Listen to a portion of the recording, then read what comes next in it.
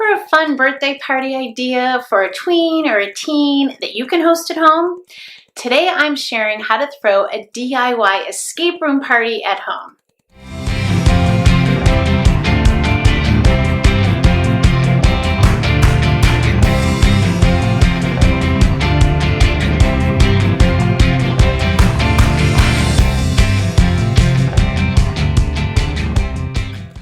Hi, I'm Sharon Rowley from Mama6.com, and today I am talking about how to throw your own DIY escape room party at home. Now, I know it sounds like it could be a little intimidating, but it's actually pretty simple and a whole lot of fun.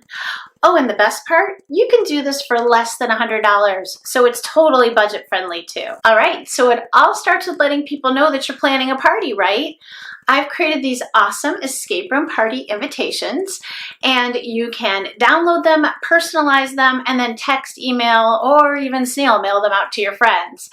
I've also included a fill-in-the-blank style thank you note and a favor tag, and it's all part of our downloadable party pack.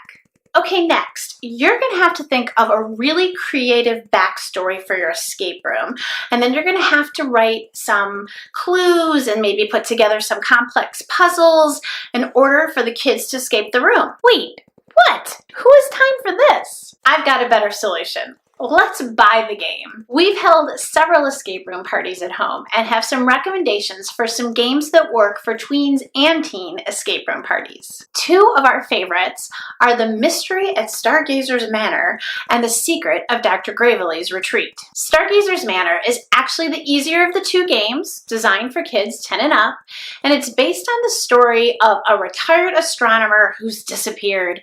And the game takes place inside of his observatory where players have to find clues and solve puzzles to stop the impending disaster. Dr. Gravely's Retreat is a little bit more challenging of an escape room game and is designed for kids ages 13 and up.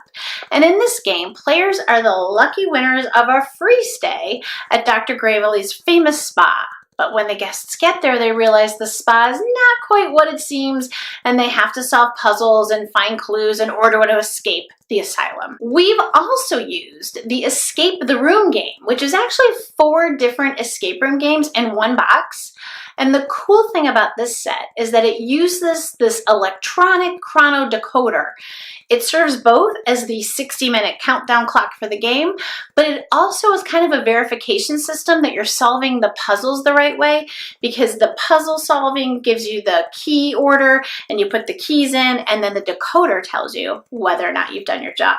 Now, if you're looking for an escape room game that you can customize, the people over at Rock, Paper, Scissors offer several games where you can enter the kids' names like the birthday child or the party guests. You can set the scene, and you can even design your own puzzles and codes. We've played several of their games. Our favorite is The Disappearance of Mr. George. So I will include links to all of these games in the description below. So now let me answer a few questions that you might have about throwing an escape room party at home. Like, how many guests can you invite? Escape room games are best played at tables in groups of 4 to 6 players.